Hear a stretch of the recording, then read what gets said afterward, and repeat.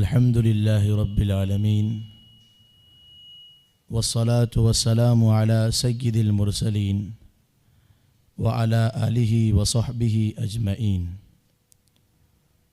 اللهم لا علم لنا إلا ما علمتنا إنك أنت العليم الحكيم.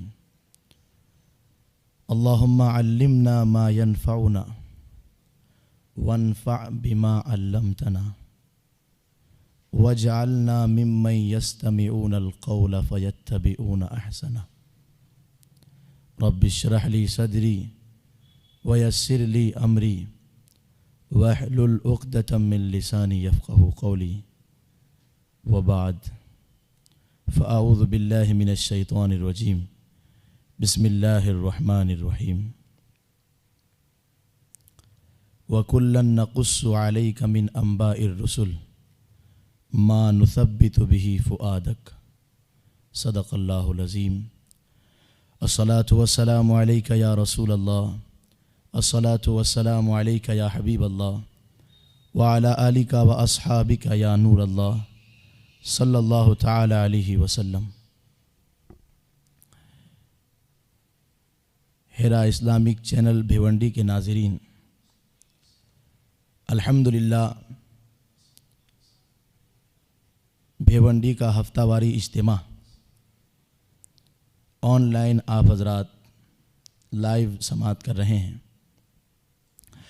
آج کا موضوع انتہائی اہم اور دلچسپ بھی ہے، بلکہ یوں کہہ لیجئے کہ آج کا موضوع عاشقوں کی روح کی غذا ہے.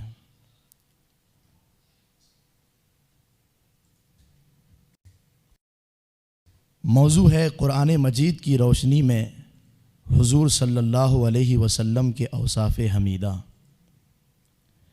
حضور کے اوصاف، حضور کی خوبیاں قرآن مجید میں جو بیان کی گئی ہے، اس تعلق سے کچھ باتیں عرض کرنی ہیں. ایک عربی شاعر ہے، وہ کہتا ہے: ما مدحت محمدًا بمقالتی ولیکن مدحت مقالتی بمحمدہ. میں نے نعت لکھ کر حضور کی تعریف نہیں کی، بلکہ حضور کی تعریف کر کے میں نے اپنی نعت اور اپنے قلم کی عظمت بڑھا لی. اور ہم جیسے گنہگاروں، خطا کاروں، سیاہ کاروں سے یہ کبھی ممکن نہیں کہ حضور کی تعریف کر سکیں. یہ تو اللہ کا کرم ہے کہ اللہ نے ہماری زبانوں کا انتخاب اپنے حبیب کے ذکر کے لیے کر لیا، ورنہ بریلی کے امام اہل سنت محدث بریلوی کہتے ہیں اور بہت مزے سے کہتے ہیں: اے رضا خود صاحب قرآن ہے مداح حضور، تجھ سے کب ممکن ہے پھر مدحت رسول اللہ کی. اور خود کہتے ہیں: سرور کہوں کہ مالک و مولا کہوں تجھے، باغ خلیل کا گل زیبا کہوں تجھے. آج بات ہے وصف مصطفیٰ کی، اوصاف مصطفیٰ کی، تو اعلیٰ حضرت کہتے ہیں: تیرے تو وصف عیب تناہی سے ہے بری، حیراں ہوں میرے شاہ میں کیا کیا کہوں تجھے. اور اس قدر لکھنے کے بعد اور اس قدر کہنے کے بعد بھی اعلیٰ حضرت یہ کہتے ہیں کہ لیکن رضا نے ختم سخن اس پہ کر دیا، خالق کا بندہ خلق کا آقا کہوں تجھے. محترم دوستو، رسول رحمت نشان کے دیوانوں، میں کیا بتاؤں کہ کس اہتمام کے ساتھ اور کس انتظام کے ساتھ اللہ نے اپنے پیارے حبیب صلی اللہ علیہ وسلم کا ذکر قرآن مجید میں کیا ہے.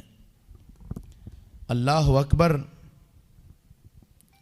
قرآن مجید میں اللہ فرماتا ہے: وما کان اللہ لیعذبہم وانت فیہم. محبوب، جب تک تم ان کے درمیان ہو میں انہیں عذاب دے کر کیا کروں گا. اس آیت کو سمجھنے کے لیے ہم کو اس کا پس منظر سمجھنا پڑے گا۔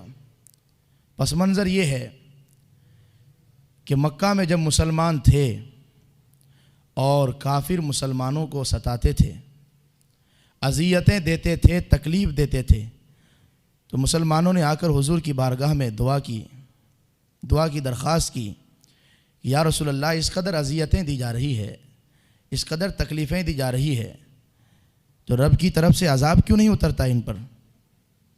تو اس وقت رب نے فرمایا، محبوب چاہوں تو میں ان کو ہلاک کر دوں، چاہوں تو میں ان پر عذاب اتار دوں، لیکن تم ان کے درمیان ہونا، تمہارے ہوتے ہوئے میں ان پر عذاب نہیں اتار سکتا، اس لیے کہ میں نے تم کو صرف مسلمانوں کے لیے رحمت بنا کر نہیں بھیجا ہے، سارے عالمین کے لیے رحمت بنا کر بھیجا ہے۔ اور رب نے دوسری جگہ قرآن میں فرمایا، وما ارسلناک الا رحمتا للعالمین، محبوب ہم نے آپ کو سارے جہان کے لیے رحمت بنا کر بھیجا، آپ کی رحمت کا حصہ جہاں مومنوں کو ملے گا، وہیں جو آپ پر ایمان نہیں لاتے ان کو بھی ملے گا۔ اور اس تعلق سے مفسرین نے ایک پیاری بات کہی ہے کہ اللہ نے جو یہ فرمایا کہ محبوب جب تک ان کے درمیان ہے، اللہ عذاب دے کر کیا کرے گا؟ اللہ کیوں عذاب نازل کرے گا؟ مفسرین فرماتے ہیں حضور اگر کافروں میں ہوں تو اللہ عذاب نازل نہیں فرماتا، اگر حضور عاشقوں کے دل میں ہوں گے، اگر حضور عاشقوں کی محفل میں ہوں گے، اگر حضور عاشقوں کی زبانوں پر ہوں گے، اگر حضور اپنے ماننے والوں کے ہر معاملے میں ہوں گے، تجارت ہو، صنعت ہو، حرفت ہو یا اور کوئی پیشہ ہو، اٹھنا ہو کہ بیٹھنا ہو، اگر ہر گھڑی حضور ہمارے ساتھ ہوں، ہر گھڑی حضور کا تذکرہ ہماری زبان پر ہو، ہر لمحہ حضور کا تذکرہ ہماری زبان پر ہو، تو پھر رب کو کبھی یہ گوارا نہیں ہوگا کہ حضور ہمیشہ ہمارے درمیان ہوں اور اللہ جو ہے ہم پر عذاب نازل فرما دے۔ میرے عزیز دوستو، انتہائی قابل غور بات ہے کہ قرآن مجید میں اللہ رب العزت نے ایک جگہ نہیں بار بار اپنے حبیب کے اوصاف کا ذکر کیا۔ یوں تو سارے اوصاف کا ذکر اس مختصر وقت میں بہت مشکل ہے، مگر کچھ اوصاف کا ذکر اور کچھ خاص خوبیوں کا ذکر میں آپ کی خدمت میں کروں گا۔ قرآن مجید میں اللہ رب العزت اپنے حبیب کے تعلق سے فرماتا ہے، لقد من اللہ علی المؤمنین اذ بعث فیہم رسولا منہم یتلو علیہم آیاتہ ویزکیہم ویعلمہم الکتاب والحکمہ وإن كانوا من قبل لفی ضلال مبین، او کما قال اللہ عز وجل۔ اس آیت مبارکہ میں اللہ رب العزت نے اپنے محبوب کے کئی اوصاف گنائے۔ پہلا وصف یہ بتایا کہ محبوب قرآن کو پڑھ کے سناتے ہیں۔ دوسرا وصف اللہ نے یہ بتایا کہ محبوب دلوں کو صاف کرتے ہیں۔ اور تیسرا وصف یہ بتایا کہ محبوب انہیں جو ہے حکمت اور کتاب کا علم سکھاتے ہیں۔ اللہ اکبر۔ اس آیت کریمہ کی روشنی میں اگر دیکھا جائے، حضور صلی اللہ علیہ وسلم کے اوصاف کا جائزہ لیا جائے، پہلا وصف ہے کہ حضور قرآن پڑھ کے سناتے ہیں۔ اور حضور کے قرآن پڑھنے کا کیا کہنا، حضور قرآن پڑھ کے یوں سناتے تھے کہ جن بھی سننے کے لیے حاضر ہوتے تھے اور سن کر ایمان بھی لاتے تھے، اور ایمان لانے کے بعد اپنی قوم میں جب واپس جاتے تو یوں کہتے تھے، یا قومنا انا سمعنا قرآنا عجبا، اے ہماری قوم، ہم نے ایک عجیب اور غریب کلام سنا ہے، ایک پر کیف کلام سنا ہے، ایک پر لطف کلام سنا ہے، ہم سن کر رہ نہ سکے، ہم نے ایمان لایا۔ یہدی الی الرشد، وہ نیکی کی طرف راستہ دکھاتا ہے، فآمنا بہ، ہم اس پر ایمان لے کے آئے، تم بھی ایمان لے کر آؤ۔ حضور صلی اللہ علیہ وسلم تالیِ قرآن ہے، قرآن کی تلاوت کرنے والے ہیں، قاری قرآن ہیں، قرآن کو پڑھ کے سنانے والے ہیں۔ یہ تو انتہائی افسوس کی بات ہے کہ رسول قاری قرآن ہیں، رسول تالی قرآن ہیں، رسول قرآن پڑھ کے سناتے ہیں، قرآن کی تلاوت کر کے سناتے ہیں، اور جاتے جاتے حضور یہ دے کر پیغام بھی گئے کہ ترکت فیکم ثقلین، میں تم میں دو بھاری چیزیں چھوڑ کے جا رہا ہوں، کتاب اللہ و سنتی، اللہ کی کتاب چھوڑ کے جا رہا ہوں اور اپنی سنت چھوڑ کے جا رہا ہوں۔ ان استمسکتم بہما لن تضلوا ابدا، اگر ان دونوں چیزوں کو مضبوطی سے پکڑ کے رکھو گے تو کبھی منزل نہیں بھولو گے، کبھی راستہ نہیں بہکو گے۔ اللہ اکبر! یہ انتہائی افسوس کی بات ہے کہ حضور کا وصف اللہ تعالی قرآن کی حیثیت سے بتا رہا ہے، قاری قرآن کی حیثیت سے بتا رہا ہے کہ ہمارے محبوب کی شان یہ ہے کہ یہ قرآن پڑھتے ہیں، اور افسوس کی بات یہ ہے کہ آج وہی قرآن نہ ہم پڑھنا جانتے ہیں، اور اگر پڑھتے بھی ہیں تو ٹھیک سے نہیں پڑھ پاتے۔ میرے عزیز دوستو، یہ قابل غور بات ہے، یہ انتہائی قابل غور بات ہے کہ حضور کا منصب اللہ نے قاری قرآن بتایا، قرآن کو پڑھنے والا حضور قاری قرآن ہو اور حضور کے ماننے والوں کو قرآن نہ پڑھنا آئے، یہ تو انتہائی افسوس کی بات ہے۔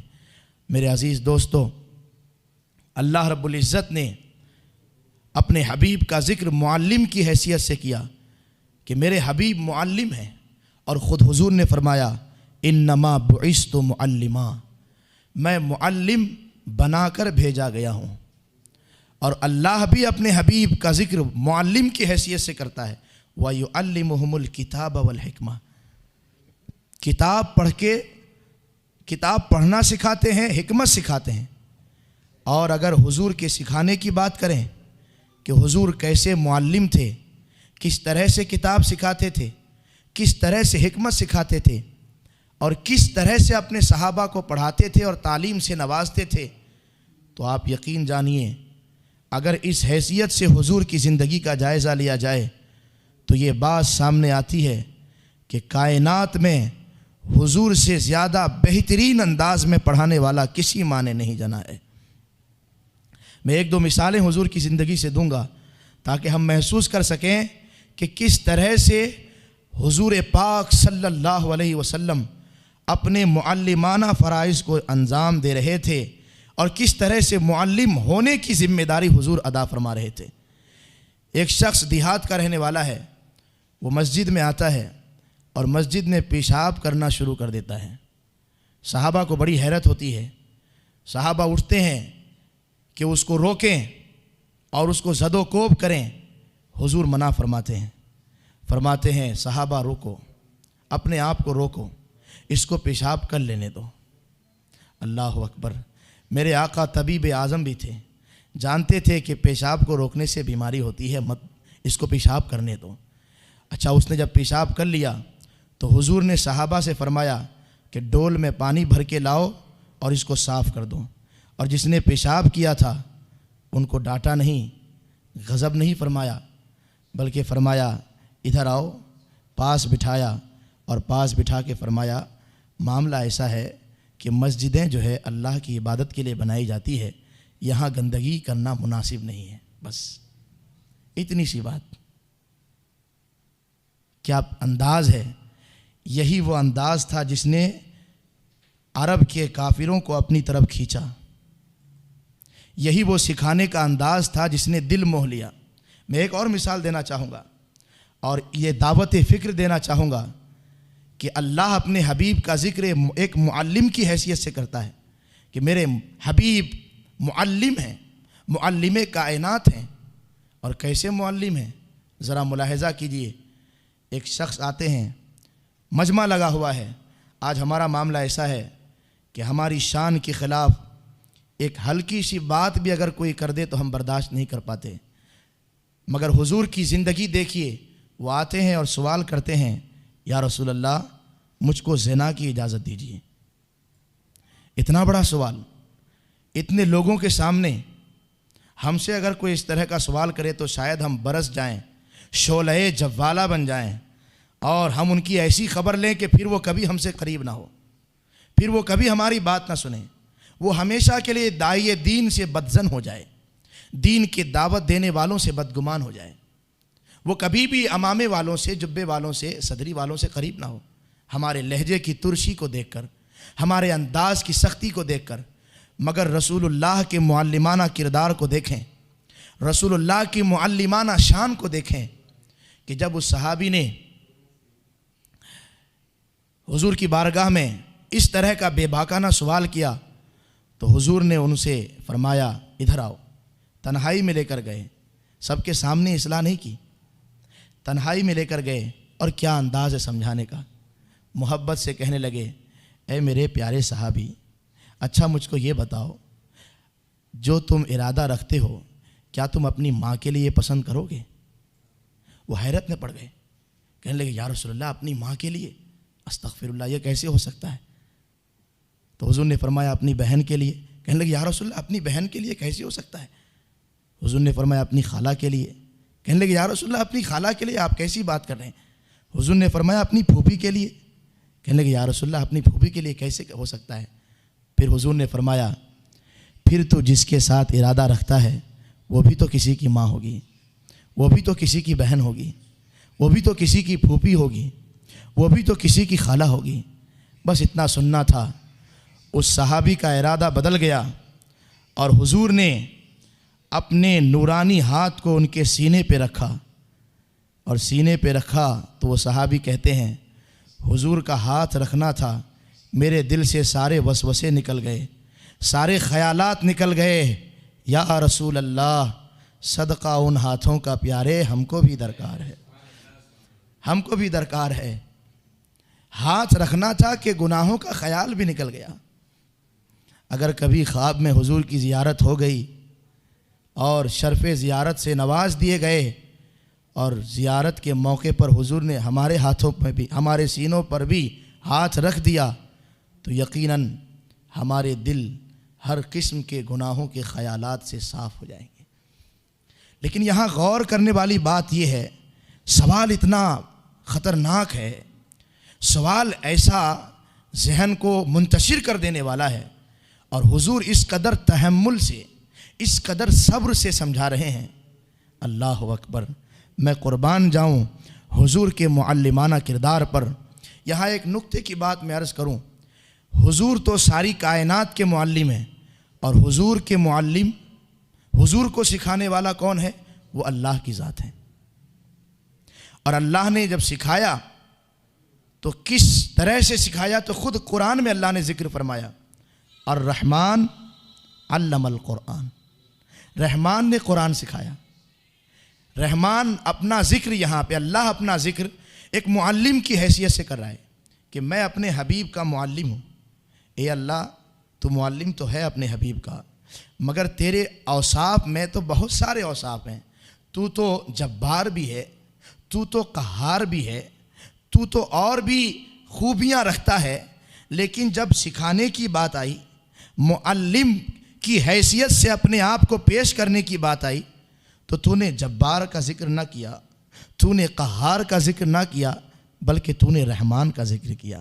مفسرین فرماتے ہیں اللہ نے جب سکھانے کی بات آئی تو رحمان کی صفت کا اس لیے ذکر کیا تاکہ معلمین کو سبق ملے کہ سکھایا جانا ہو، معلم بننا ہو تو پھر رحمان رحیم ہونا ضروری ہے، مہربان ہونا ضروری ہے، نرمی کی خوبی کا مالک ہونا ضروری ہے۔ بغیر اپنے اندر نرمی پیدا کیے، بغیر اپنے اندر رحم پیدا کیے، کرم پیدا کیے، مہربانی پیدا کیے، ہم ایک بہترین معلم کی حیثیت سے دین کی خدمت انجام نہیں دے سکتے۔ میرے عزیز دوستو، میں کیا بتاؤں، حضور کی زندگی کو اگر ہم سامنے رکھیں تو صرف 23 سال کی زندگی ہے اور پورے عرب میں، پوری دنیا میں انقلاب برپا کر دیتے ہیں۔ وہ لوگ جو کانٹوں کو بچھایا کرتے تھے راستے میں، مجنوں اور ساحر کہتے تھے حضور کو، اور یہ کہتے تھے یہ کلام جو ہے حضور اپنی طرف سے بنا کے لاتے ہیں، حضور کو اتنی تکلیفیں دی، مگر وہ زمانہ بھی آیا کہ یہی وہ لوگ تھے جو جان چھڑکتے تھے۔ احد کے جنگ میں وہ منظر بھی دیکھا گیا کہ وہ جو خون کے پیاسے تھے انہوں نے حضور کے خون کو پی لیا۔ جب حضور کے دندان مبارک شہید ہوئے احد میں، خون کے قطرے گرنے لگے تو حضرت مالک بن سنان آگے بڑھنے لگے. پہلے تو صدیق اکبر آگے بڑھنے لگے, آگے بڑھ ہی رہے تھے کہ مالک بن سنان نے حضرت ابوبکر صدیق کے قدموں کو پکڑ لیا. کہنے لگے صدیق کون سی ایسی خوبی ہے جو تم نے حاصل نہیں کی ہے؟ ساری برکتیں تو حضور کی تم نے لے لی, ایک برکت تو ہم کو لینے دو. یہاں رک کر ایک ایمان افروز بات یہ کہنا چاہوں گا کہ خون کو تو قرآن نے حرام کہا ہے. انما حرم علیکم المیتۃ والدم ولحم الخنزیر والدم, خون کو تو اللہ نے حرام قرار دیا ہے. جب وہ صحابی خون پینے کے لیے بڑھ رہے تھے تو حضور نے روکا کیوں نہیں کہ اے صحابی یہ تو حرام ہے؟ پتہ یہ چلا یہاں اس خون کی بات نہیں ہو رہی ہے جس خون کو اللہ نے حرام قرار دیا ہے. یہ تو خون مصطفیٰ ہے, یہ مصطفیٰ کا خون ہے, یہ مصطفیٰ کی شان ہے. یہی تو بات بتانی ہے کہ امتی امتی ہوتا ہے, نبی نبی ہوتا ہے. امتی کا خون حرام ہے, نبی کا خون ایسا ہے, اور اس کی شان یہ ہے کہ جب حضرت مالک بن سنان خون کو پی لیتے ہیں تو حضور فرماتے ہیں میرے صحابہ گواہ ہو جانا, اس نے میرا خون پیا ہے. اختلط دمہ بدمی, اس کا خون میرے خون سے مل گیا. یاد رکھنا اب اس کو جہنم کی آگ چھو نہیں سکتی. یہ وہ جو خون کے پیاسے تھے انہوں نے خون کو پی لیا. اور کیسے یہ انقلاب آیا, دلوں کی دنیا کیسے بدل گئی اس طرح سے. اچانک 23 سال کی مدت میں کیوں فدا ہو گئے لوگ اس طرح سے؟ تو قرآن کہتا ہے فَبِمَا رَحْمَةٍ مِّنَ اللَّهِ لِنْتَ لَهُمْ وَلَوْ كُنْتَ فَظًّا غَلِيظَ الْقَلْبِ لَانفَضُّوا مِنْ حَوْلِكَ. محبوب, یہ جو تم مہربانی سے, نرمی سے, پیار سے, شفقت سے لوگوں کو سکھاتے ہو, یہ انداز ایسا ہے کہ ان کے دلوں کو کھینچ لیتا ہے, اور ایسا کھینچ لیتا ہے کہ پھر وہ تمہارا ہو کے رہ جاتا ہے. وَلَوْ كُنْتَ فَظًّا غَلِيظَ الْقَلْبِ, اگر تم ترش روح ہوتے, سخت مزاج ہوتے, لَانفَضُّوا مِنْ حَوْلِكَ, سب تمہارے ارد گرد سے بھاگ جاتے. تو دو چیزوں کا بھی ذکر ہوا. ایک تو یہ کہ حضور قاری قرآن ہیں, قرآن کو پڑھ کے سنانے والے ہیں. دوسرا ذکر یہ ہے کہ حضور معلم ہیں. اور تیسری بات کہ حضور صرف معلم نہیں ہیں, مزکی بھی ہیں. وَيُزَكِّيهِمْ, اور ان کے دلوں کو صاف کرتے ہیں. حضور نے کس طرح سے دلوں کو صاف کیا؟ اگر ہمیں یہ ملاحظہ کرنا ہے تو صحابہ کی زندگی کو دیکھیں کہ صحابہ کے دلوں کو حضور نے ایسا صاف کیا کہ ایک جنگ کے موقع پر حضرت خالد بن ولید رضی اللہ تعالیٰ عنہ اپنے ساتھ اپنے ساتھیوں کو لے کر جا رہے تھے, اور وہاں پر جن سے مقابلہ ہونا تھا, جن سے مقابلہ آرائی ہونی تھی, انہوں نے چال یہ چلی کہ خوبصورت لڑکیوں کو جو ہے برہنہ قطار در قطار انہوں نے کھڑا کر دیا کہ اسلامی لشکر ادھر سے گزرے گا, ان کی نظریں پڑے گی, جب نظریں بہکے گی تو دل بہکے گا, دل بہکے گا تو وہ اپنے مقصد سے دور ہو جائیں گے. انہوں نے اس طرح سے سجا کے رکھ دیا. خالد بن ولید نے اس فتنے کو محسوس کر لیا اور بس ایک بات کہی کہ میرے ساتھیوں, حضور نے جن حوروں کا وعدہ فرمایا ہے وہ حوریں ان سے بہتر ہیں. اللہ اکبر. اور فرمایا کہ آج تمہارے اس ایمان کا امتحان ہے, آج تمہارے ایمان کا امتحان ہے کہ تم آخر کس سے محبت کرتے ہو. کہیں ایسا تو نہیں کہ رسول دنیا سے چلے گئے تو بھول ہی گئے ہو رسول کو. ایسے انداز میں ایک تقریر کی. تاریخ کے الفاظ ہیں, اسلامی لشکر میں جتنے جوان تھے سبھوں نے نظریں نیچے کی اور وہاں سے گزر گئے.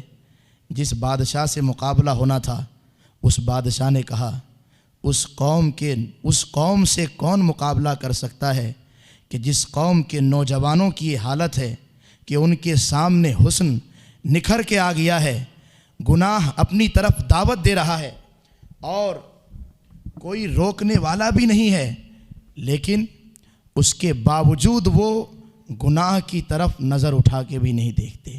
اس قوم سے ہم مقابلہ نہیں کر سکتے. اور پھر انہوں نے کیا کیا؟ انہوں نے کہا کہ ہمارے ملک پر ایسے ہی قبضہ کر لو, تم سے کوئی مقابلہ نہیں کر سکتا. میرے عزیز دوستو, یہی نہیں بلکہ ایک صحابی رسول ہیں یہ واقعہ آپ سنے بھی ہوں گے کہ 3 دن تک بادشاہ کی بیٹی نکھر کر سج دھج کر ایک بند کمرے میں ان کو بہکانے کے لیے مقرر کر دیا گیا۔ ان کے 3 بھائیوں کو تو جلتے تیل میں ڈال کر ان کو شہید کر دیا گیا، مگر ایک جو چھوٹے بھائی تھے، بادشاہ نے امتحاناً اپنی بیٹی کو، جو کہ حسن کی ملکہ تھی، ایک بند کمرے میں سجا دھجا کر رکھ دیا۔ میں قربان جاؤں صحابی رسول پر، یہ دراصل حضور کے تزکیہ نفس کا نتیجہ تھا کہ حضور نے دلوں کو ایسا صاف کیا تھا کہ جب تک وہ دنیا میں رہے گناہوں کی طرف کبھی بھی آنکھیں اٹھا کر نہ دیکھی۔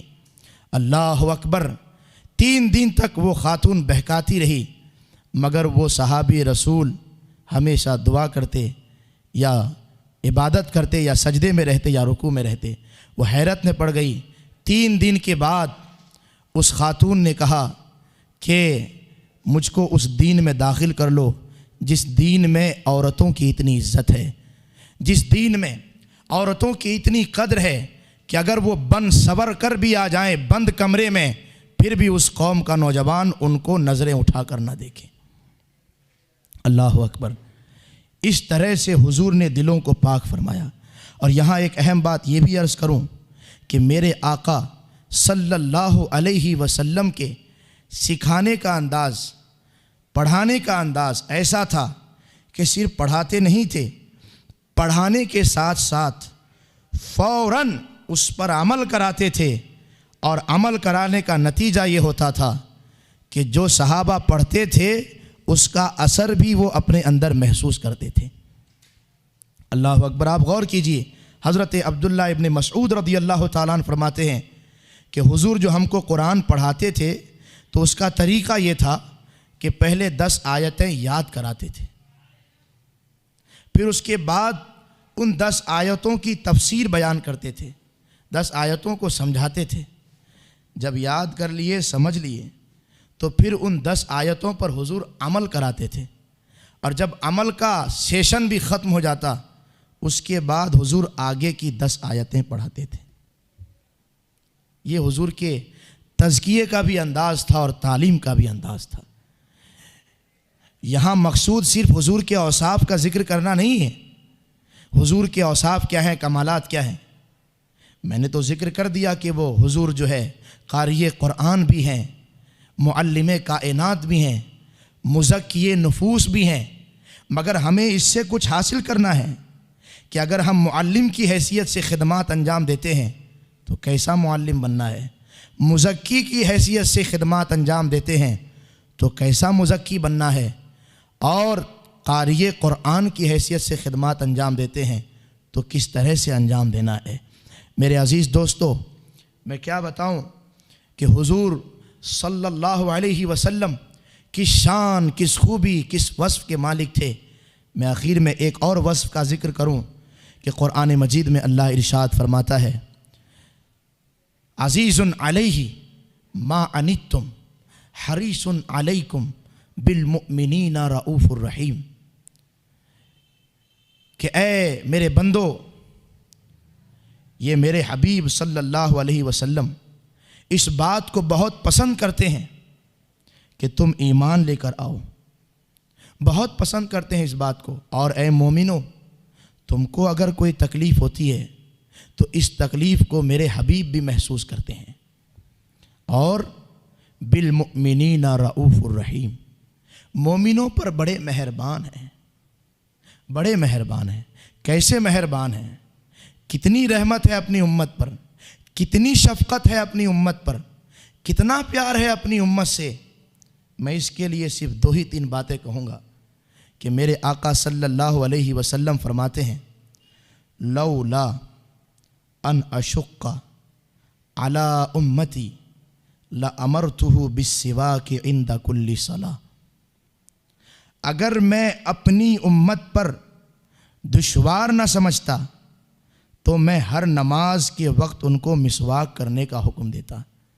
میں کبھی کبھی حیرت میں پڑ جاتا ہوں، شاید آپ بھی حیرت میں پڑ جائیں، یا رسول اللہ، مسواک کرنا کوئی بہت بڑا کام تھوڑی ہے، مسواک کرنا کوئی مشکل کام تھوڑی ہے، مگر حضور فرماتے نہیں، میری امت کے لیے مشکل ہو جاتا، اس لیے میں نے حکم نہیں دیا۔ اگر میں حکم دیتا تو واجب ہو جاتا، اور واجب ہو جاتا تو میری امت کو دشواری ہوتی، اور مجھے اپنی امت کی دشواری پسند نہیں ہے۔ میں تو آیا ہی کس لیے ہوں؟ قرآن کہتا ہے میرے حبیب کے آنے کا مقصد کیا ہے؟ میرے حبیب آئے کیوں ہیں؟ وَيَدَعُ عَنْهُمْ إِسْرَهُمْ وَالْأَغْلَالَ الَّتِي كَانَتْ عَلَيْهِمْ، کہ اور امتوں پر جو بوجھ تھا حضور نے اس بوجھ کو اپنی امت سے اٹھا دیا۔ جو زنجیریں اور امتوں پر بندھی ہوئی تھی حضور نے ان زنجیروں کو اٹھا دیا۔ آپ غور کیجئے، بنی اسرائیل کے لیے سورہ بقرہ میں توبہ جو ہے یہ قرار دیا گیا کہ وہ آپس میں ایک جو ہے جنہوں نے بچھڑے کی پرستش نہیں کی تھی وہ جو ہے ان کو قتل کر دیں، جنہوں نے بچھڑے کی پرستش کی تھی۔ یعنی حضرت موسیٰ علیہ السلام جب طور گئے تھے توریت لینے کے لیے تو جو آپ کی قوم تھی انہوں نے ایک بچھڑے کو خدا بنا لیا، اور حضرت موسیٰ علیہ السلام نے جس اللہ کی دعوت دی تھی اس کا انکار کرنے لگے۔ جب آپ واپس پلٹے تو آپ نے دیکھا کہ بچھڑے کو خدا ماننے لگے، اتنا بڑا گناہ، شرک کر بیٹھے۔ تو پھر اس وقت ان کے لیے حکم یہ دیا گیا کہ اگر تم توبہ کرنا چاہتے ہو تو جو لوگ بچھڑے کی پرستش میں شریک نہیں ہوئے تھے وہ ان کو جو ہے قتل کریں جو شریک ہو گئے تھے، تب ان کی توبہ قبول ہوگی۔ یہ بنی اسرائیل کے لیے توبہ ہے کہ ان کو قتل ہونا پڑتا تھا، اور امت محمدیہ کے لیے توبہ یہ ہے کہ اگر وہ ایک آنسو کا قطرہ بھی ندامت سے بہا دے تو اللہ اس کو توبہ کا درجہ عطا فرماتا ہے۔ حضور نے کیسی شفقت فرمائی، یہ حضور کی مہربانیاں ہیں۔ بلکہ حدیث پاک میں تو یہ ہے کہ اگر گناہ کرنے والا صرف اپنے اندر احساس پیدا کر لے کہ میں نے غلط کیا تو یہ احساس بھی توبہ ہے۔ یہ اتنی رحمت اللہ کی، اتنی شفقت اللہ کی کہاں سے ملی؟ یہ حضور کے قدموں کی برکت ہے، حضور کی مہربانیوں کا نتیجہ ہے۔ آپ غور کیجئے، یہی نہیں بلکہ حضور پاک صلی اللہ علیہ وسلم نے حکم دیا، کیا حکم دیا؟ کہ جب تم سونے کے لیے جاؤ تو اپنے بستر کو جھاڑ لیا کرو۔ میں صرف حضور کی تعلیمات کے نتیجے میں یہ بتانا چاہتا ہوں کہ حضور کی تعلیمات کو پڑھیں تو ہم کو احساس ہوگا کہ حضور کیسے رحیم تھے، حضور کیسے مہربان تھے۔ حضور نے فرمایا جب سونے جاؤ تو بستر کو جھاڑ لو۔ یا رسول اللہ کیوں؟ حضور فرماتے ہیں ہو سکتا ہے کہ کوئی کیڑا ہو اور وہ تم کو نقصان پہنچا دے۔ اللہ اکبر، ایک امتی کو بستر کا کیڑا نقصان پہنچا دے، حضور کو اس کی بھی فکر ہے، اور حکم دے رہے ہیں کہ جھاڑ دیا کرو کہیں وہ تم کو نقصان نہ پہنچا دے۔ ہمارا باپ بھی اتنا مہربان نہیں، ہماری ماں بھی اس قدر شفقت کرنے والی نہیں جس قدر شفقت کرنے والی ذات حضور پاک صلی اللہ علیہ وسلم کی ہے۔ میں آپ کو کیا بتاؤں، حضور فرماتے ہیں اگر تم میں سے کوئی امام ہے تو وہ ان صورتوں کی تلاوت کرے جس میں آیتیں کم ہیں۔ غور کیجئے، یا رسول اللہ آپ ایسا حکم کیوں دے رہے ہیں؟ قرآن ہی کی تو تلاوت ہے، جتنا کریں گے اتنا ثواب ملے گا۔ مگر حضور فرماتے نہیں، میرے ان نماز پڑھنے والوں میں میرے کچھ بوڑھے امتی بھی ہوں گے، کچھ بیمار امتی بھی ہوں گے، ان کا بھی تو خیال کرنا ہے، تو ان کو کھڑے ہونے کی حالت میں تکلیف نہ ہو، اس لیے اگر امام بنو تو ان کا بھی خیال رکھو۔ کیا پیار ہے، کیا شفقت ہے۔ بستر جھاڑنے کا حکم دے رہے ہیں کہ کیڑا نقصان نہ پہنچائے، اس کی بھی فکر ہے۔ اس قدر بالمؤمنین رؤوف الرحیم ہے۔ اللہ اکبر۔ اب آخری بات سنیے آپ، حضور بیٹھے ہیں، ایک ماں دوڑتی ہوئی آتی ہے مدینہ کی گلی میں، ایک بچے کو اپنے گود میں اٹھاتی ہے، وہ بچہ دھول سے اٹا ہوا ہوتا ہے، اس کو چومتی ہے، بوسہ لیتی ہے۔ حضور بیٹھ کے یہ منظر دیکھ رہے ہیں، صحابہ بھی بیٹھے ہیں۔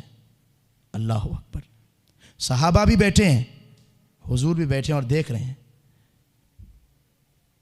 بات اصل میں یہ تھی کہ اس ماں کا وہ بچہ گم ہو گیا تھا، وہ ڈھونڈ رہی تھی کہاں ہے بچہ، اور جب مل گیا تو اپنی ممتا پر قابو نہ پا سکی، آپے سے باہر ہو گئی، محبت کنٹرول سے باہر ہو گئی، چومنے لگی۔ ہوتا بھی ایسا، جیسے ہم 1 سال کے بعد گاؤں جاتے ہیں تو خوشی سے ماں کی آنکھوں سے آنسو جاری ہو جاتے ہیں، 1 سال کے بعد بیٹے کا چہرہ دیکھنے کو ملا، وہ خوشی کے آنسو ہوتے ہیں، محبت کے آنسو ہوتے ہیں۔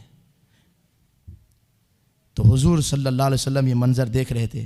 پھر صحابہ سے آپ نے فرمایا صحابہ تم نے کچھ دیکھا؟ کہنے لگے یا رسول اللہ دیکھا۔ کیا دیکھا؟ کہنے لگے یہ دیکھا کہ ایک ماں کو کتنی محبت ہوتی ہے اپنی اولاد سے، کتنی محبت ہوتی ہے۔ پھر حضور نے فرمایا صحابہ تم کو نہیں معلوم، میں اپنے ہر امتی سے اس ماں سے زیادہ پیار کرتا ہوں، اس ماں سے زیادہ محبت کرتا ہوں۔ تو قرآن مجید میں حضور کے اس وصف کا ذکر بھی اللہ نے بڑی شان سے کیا، بڑی شان سے۔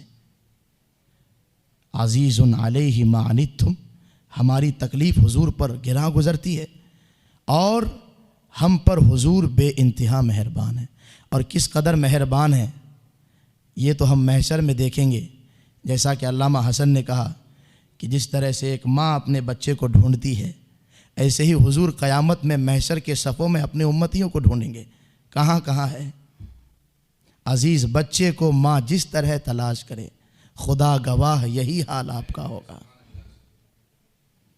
یہ حال ہے حضور کا، یہ مہربانی ہے۔ اب تو یہ تو ایک امتی کے ایمانی حرارت پر منحصر ہے، یہ تو ایک امتی کی ایمانی غیرت پر منحصر ہے کہ جو رسول اس کو اتنا چاہتا ہے وہ اپنے رسول کو کتنا چاہتا ہے، جو رسول اس سے اتنی محبت کرتا ہے وہ اپنے رسول سے کتنی محبت کرتا ہے۔ حل جزاء الاحسان الا الاحسان، احسان کا بدلہ تو احسان ہی ہوتا ہے۔ اللہ اکبر۔ اب اخیر میں آئیے میں یہ بھی بتا دوں، کیونکہ ربیع النور کا موقع ہے، لوگ طرح طرح کی باتیں کریں گے، پوسٹ شیئر کریں گے کہ کیا ہوتا ہے اس طرح کی میلاد کی محفل سجانے سے، کیا ملتا ہے اس طرح کی محفل سجانے سے۔ میں تو اکثر یہ کہتا ہوں، اور میری کیا اوقات ہے کہ میں کیا کہوں، بس ایسے ہی ہنستے کھیلتے کہہ دیتا ہوں ایک بات کہ جو حضور کے میلاد کے تعلق سے دلیل مانگیں اس نے ابھی ٹھیک سے کلمہ نہیں پڑھا ہے، اس نے ابھی ٹھیک سے کلمہ ہی نہیں پڑھا ہے۔ حضور پاک صلی اللہ علیہ وسلم، حضور پاک صلی اللہ علیہ وسلم جو ساری نعمتوں میں سب سے بڑھ کر ہیں، وہ نعمت مل گئی اور امتی کو خوشی نہ ہو تو پھر اس نے حضور کو مانا کیا؟ اللہ تو فرماتا ہے قُلْ بِفَضْلِ اللَّهِ وَبِرَحْمَتِهِ فَبِذَلِكَ فَلْيَفْرَحُوا، اللہ کے فضل پر اور اللہ کی رحمت پر خوشی کا اظہار کرنا چاہیے۔ اور میں ادھر ادھر کی بات نہیں کروں گا، اگر میں تفسیر رازی کی بات کروں گا تو ہو سکتا ہے کہ کچھ پڑھے لکھے لوگ کہیں کہ تفسیر رازی میں تو بہت زیادہ تفصیلی گفتگو کی گئی ہے، ہو سکتا ہے اس میں منطقیانہ بات ہو، ضعیف بات ہو۔ نہ تفسیر رازی کی بات کروں گا، میں تفسیر ابن کثیر کی بھی بات نہیں کروں گا، اس لیے کہ کچھ لوگ یہ شور مچا رکھیں کہ تفسیر ابن کثیر ہی سب سے زیادہ معتبر ہے۔ میں قرآن کی بات کروں گا، تفسیر القرآن بالقرآن، قرآن کی تفسیر قرآن سے کر کے بتا رہا ہوں، جو جس پر سارے مفسرین کا ایک اتفاق ہے کہ قرآن مجید کی سب سے بہترین تفسیر یہ ہے کہ خود قرآن سے کر دی جائے۔ اللہ نے فرمایا اللہ کا فضل ملے، اللہ کی رحمت ملے تو خوشی کا اظہار کرنا چاہیے۔ اللہ کا فضل کون ہے؟ خود قرآن مجید میں اللہ ارشاد فرماتا ہے لولا فضل اللہ علیکم ورحمتہ لکنتم من الخاسرین، اگر تم پر اللہ کا فضل نہ ہو، اے یہودیوں، مدینہ میں بسنے والے یہودیوں، تم پر اگر اللہ کا فضل نہ ہو اور اللہ کی رحمت نہ ہو تو تم ضرور ہلاک ہو جاؤ۔ یہاں پر فضل اور رحمت سے مراد حضور پاک صلی اللہ علیہ وسلم ہے۔ اسی طرح سے رحمت کے بارے میں تو خاص طور پر اللہ نے واضح لفظوں میں فرما دیا وَمَا رَسَلْنَاكَ إِلَّا رَحْمَةً لِلْعَالَمِينَ، ہمارے محبوب رحمت ہیں، حضور رحمت الہی بھی ہیں، فضل الہی بھی ہیں، اور خود قرآن کو نازل کرنے والا حکم دیتا ہے کہ فضل الہی ملے، رحمت الہی ملے تو خوشی کا اظہار کرنا چاہیے، تو خوشی کا اظہار کرتے ہیں۔ تو میرے عزیز دوستو، یہ آخری بات جو میں کہنے چلا تھا، یوں تو اس تعلق سے انشاءاللہ آنے والے ہفتوں میں اسی ٹاپک پر گفتگو ہوگی، لیکن جو میں اہم بات میں کہنا چاہتا ہوں قرآن مجید سے، قرآن مجید میں اللہ نے حضرت ایوب کا ذکر کیا، حضرت موسیٰ کا ذکر کیا، حضرت عیسیٰ کا ذکر کیا، اور حیرت کی بات تو یہ ہے نہیں ہے، بعثت کا ذکر ہے، یعنی حضور کے نبی ہونے کا تو ذکر ہے، نبیوں کے نبی ہونے کا تو ذکر ہے، ولادت کا ذکر نہیں ہے۔ اللہ اکبر، حیرت کی بات ہے۔ یا زکریا انا نبشرک بغلام اسمہ یحییٰ لم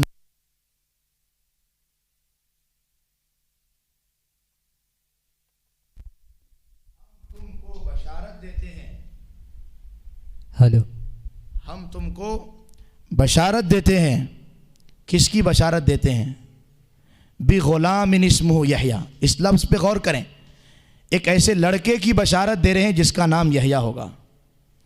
لم نجعل لہ من قبل سمیہ، اور ہم نے یحییٰ نام اب تک کسی کا نہیں رکھا۔ یہ تو ولادت ہی کا تو ذکر ہے۔ اور خود حضرت عیسیٰ اپنے بارے میں کہتے وَسَلَامٌ عَلَيَّ یوم وُلِدتُ وَیوم أُبْعَثُ حَيًّا، سلام مجھ پر جس دن میں پیدا ہوا اور جس دن میں اٹھایا جاؤں گا۔ جانے دیجئے، یوں تو حقیقت یہ ہے کہ اے رضا خود صاحب قرآن ہے، مداح حضور، تجھ سے کب ممکن ہے پھر مدحت رسول اللہ کی، تیرے تو وصف عیب تناہی سے ہے بری، حیران ہوں میرے شاہ میں کیا کیا کہوں تجھے۔ میں صرف یہ کہنا چاہتا ہوں، حضور کو مکہ والے تکلیف دیتے ہیں تو اللہ حضرت ایوب کا ذکر کر کے حضور کو تسلی دیتا ہے، حضور کو تسلی دیتا ہے اور فرماتا ہے، سارے نبیوں کا ذکر اللہ نے کیا، ان کے امتحانوں کا ذکر کیا، ان کی آزمائشوں کا ذکر کیا، اور فرمایا بس اس جملے پر میری بات ختم ہو رہی ہے، وَكُلًّا نَقُصُّ عَلَيْكَ مِنْ أَنْبَاءِ الرُّسُلِ، اے محبوب یہ جو رسولوں کی خبریں تم کو پڑھ پڑھ کے تم کو جو سناتے ہیں، تم کو جو بتاتے ہیں، کیوں؟ لِنُثَبِّتَ بِهِ فُؤَادَكَ، تاکہ تمہارے دل کو سکون بخشیں، سکون بخشیں۔ مجھے آج میں نے ایک شامی بزرگ کی ایک بات سنی اسی آیت کی تفسیر میں، شیخ راتب نابلسی، جن کا سلسلہ نسب فاروق اعظم سے ملتا ہے، انہوں نے بڑی اچھی بات کہی۔ کہتے ہیں کہ میلاد النبی سے کیا ہوتا ہے؟ انہوں نے کہا میلاد النبی میں حضور کا ذکر ہوتا ہے، اور نبیوں کا ذکر کر کے اللہ فرماتا ہے کہ محبوب ہم نبیوں کا ذکر اس لیے سناتے ہیں تم کو تاکہ تمہارے دلوں کو سکون ملے۔ انہوں نے بڑی پیاری بات کہی، انہوں نے کہا کہ نبیوں کے ذکر سے قلب مصطفیٰ کو سکون ملے تو حبیب اللہ کے ذکر سے امتیوں کو سکون نہیں ملے گا۔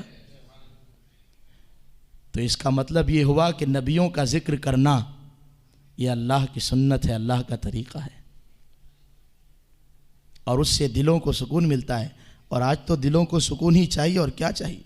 میں تو کہتا ہوں جو ڈپریشن کے شکار ہیں، جو ٹینشن کے شکار ہیں، وہ زیادہ میلاد النبی کرائیں، وہ زیادہ محفل میلاد مصطفیٰ کا اہتمام کرائیں، انشاءاللہ لِنُثَبِّتَ بِهَا فُؤَادَكَ کا صدقہ ضرور ملے گا، دلوں کو سکون ضرور ملے گا، دلوں کو اطمینان ضرور ملے گا۔ بس اخیر میں اعلیٰ حضرت کے اس شعر پر اپنی گفتگو ختم کروں گا، کیوں رضا آج گلی سونی ہے، اٹھ میرے دھوم مچانے والے، اٹھ میرے دھوم مچانے والے، وما علینا الا البلاغ۔ السلام علیکم ورحمۃ اللہ وبرکاتہ۔